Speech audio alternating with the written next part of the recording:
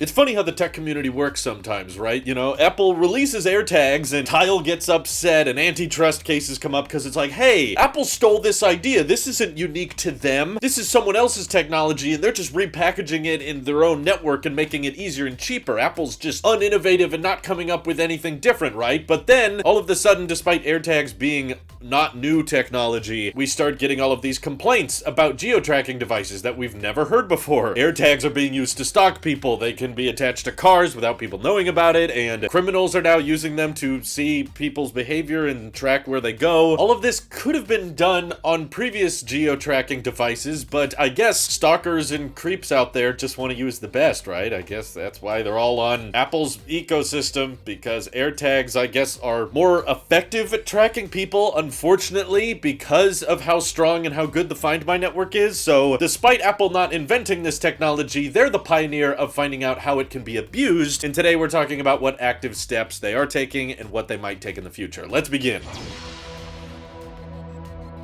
Probably the most frustrating part of this process is that no matter what Apple changes with how AirTags fundamentally work, there's always a compromise. It always comes at a cost. And typically, in the case of notifying anybody nearby that, hey, this is an AirTag, you're carrying one that's not linked to your account, and you should be aware of its existence. Of course, that makes it basically near impossible to track down an item, especially if it's stolen, or even if you lose it and the person who finds it before you decides that they want to keep that product that you lost. Either they want to just deactivate the AirTag, find it and throw it away, and then keep whatever you had it attached to. Yeah, that kind of sucks. And there's definitely a lot of people out there that want to have keys and bikes attached to the Find My network so that if something is stolen, you can hopefully go and find it. But Apple has been pretty clear, AirTags are just for tracking items. They're not for tracking people, and they're not even really intended to be tracking stolen goods, despite some people have been using them for that. So because there have been some people abusing AirTags and attaching them to others without them knowing, or attaching them to vehicles and tracking down owners, the first measure Apple is taking to combat this has been viewed in iOS 15.4 Beta 4. There's a pop-up that now says if you start using these things to track other people, that is a crime and you will be prosecuted for it. And honestly, I think if there are cases of people finding AirTags or specific devices that come up in police cases of like, oh, this is how the stalker found this person's house, or this is how they track their location, then track down that Apple ID and figure out how to prosecute that guy, because you probably at least have some data on him. You know, he has to have an Apple ID and he has to have an Apple device of some kind. But then, of course, we step into the problem of privacy, because now, how do you prevent someone from abusing this system and, without someone else knowing, take their AirTag away from them, take it with you, and then you claim, hey, this person's trying to stalk me, when in reality, you're just trying to get them punished, you're trying to get them penalized. So you can't have too much of a process with penalizing specific Apple IDs once you identify AirTags that have been used by stalkers, because you don't know if someone's trying to like penalize you for some reason because they don't like you, take an AirTag off you and say, hey, look, this person's stalking me, arrest that guy. So a few solutions Apple has toyed around with is, of course, when an AirTag gets away from its owner and it's traveling with a different Apple device that it's not registered to, the AirTag can start chirping, start making a sound, so it's very, very easy to track down that AirTag. That way you'll hear the noise and people will quickly go, oh, something is in my bag or something is on my car and I don't know what it is. Let me identify it and get rid of it so that no one can track me anymore. But even though this listing was quickly taken down, there have already been third-party sites that are reselling AirTags with the speakers removed. So for whatever reason, I don't know why people started doing this, but they realized there was a specific part of the AirTag that they could open up and turn the speaker off so that even if it was traveling with someone and they weren't aware of it, now it won't be able to chirp, and that makes it far easier for the stalker to come after that person. And while originally that listing was taken down by the guy selling it because he realized it could be abused very quickly, what's to stop criminals from doing this themselves? I'm sure that the process of deactivating a speaker in a $30 little tag is probably not going to be very difficult, so other people are obviously going to do this. And that also doesn't even fix the problem of what if the person that's being tracked has an Android phone and they're not aware of the AirTag that's on them, them, and there's no Find My app that's going to be pre-installed on Android. Even if by some miracle Apple decided to launch the Find My app for the Play Store, it's probably not going to be downloaded and installed by default. The only way to get an Android phone to react to an AirTag is if you put it right on the back of the phone, and then you'll get a little NFC pop up, but people aren't going to do that if they don't know an AirTag is attached to them. One solution that I've seen floating around out there is that, at least with iPhones, Apple might start allowing that compass tracking feature to work with AirTags that aren't even yours. So if you get into a situation and you have a pop-up say, hey, you're traveling with an AirTag that's not registered to you, and you want to identify it, and